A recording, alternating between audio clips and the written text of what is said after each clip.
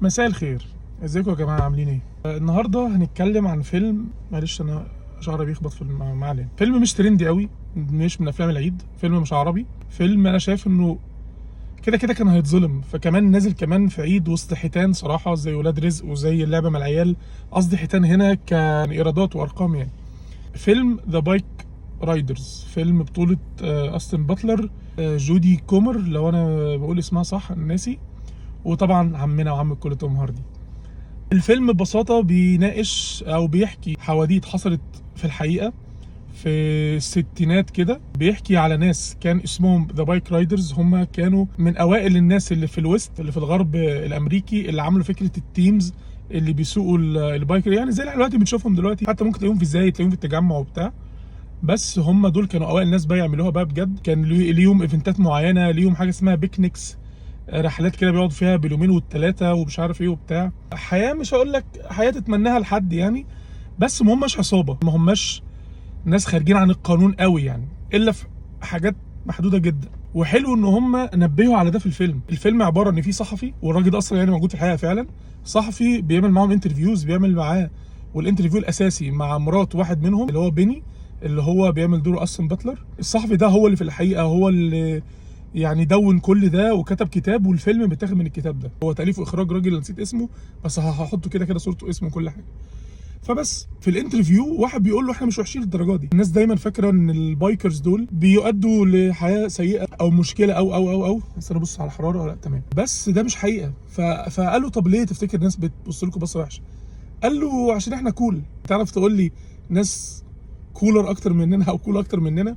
دي كده ببساطه قصه الفيلم. بيحكي عن المرحله دي. الكلاب المؤسس بتاعه ورئيسه واللي بيديره هو توم هاردي، ودراعه اليمين هو بيني اللي هو استون باتلر.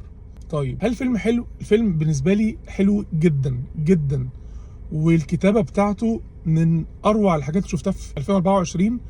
وعلى فكره انا بقالي فتره ما بشوفش افلام اجنبيه حلوه، معظم الحلو شفته عربي، وده شيء مفاجئ بالنسبه لحد بيتابع بقاله كتير يعني. التمثيل فوق الممتاز يا جماعه. توم هاردي يا جماعه توم هاردي في ريفننت لما دخل في سكرين تايم قصاد ديكابريو، في ناس كانت شايفه انه كان احسن من ديكابريو في ريفننت.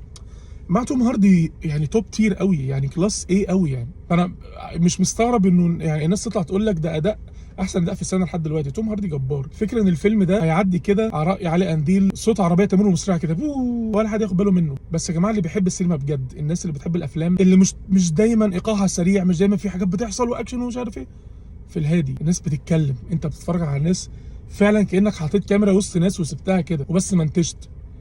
تمثيل هادي. الحاجات اللي انت بتشوفها كلام عادي في اول الفيلم بتاخد البي اوف بتاعها في اخر الفيلم. الحوارات بين الشخصيات يا جماعه يا خبر ابيض. في مشهد مايكل شانون طالع في الفيلم بالمناسبه.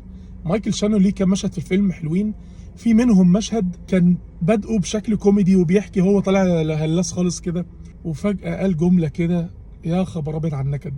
انا دي الحاجات اللي احبها، مش النكد، الحاجات اللي تلعبك ده، اللي هو المخرج بيكلمك يا ريس، مشهد معمول ومكتوب حلو، ورياكشنز الناس اللي كانوا بيضحكوا بص ازاي اتقلب نكد وزعل. فيلم عجبني، بس تاني هو فيلم مش تجاري، فيلم مش كل الناس هتفهم جدا لو حد قال لي انا مشيت في نصه وما عجبنيش وايه ده وبتاع. انا دخلت ورا واحد صاحبي وكان حابب الفيلم جدا، ودي حاجه صراحه كنت مبسوط بيها. فيلم ويرد سيكا كده، تحس انه عاجبك مش فاهم عاجبك ليه. بطيء هادي، اللي حصل في الاخر حلو وممتع.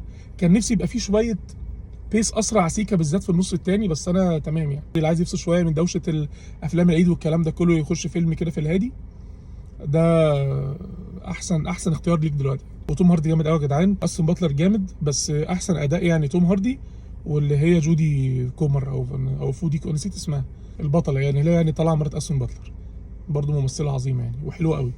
سلام.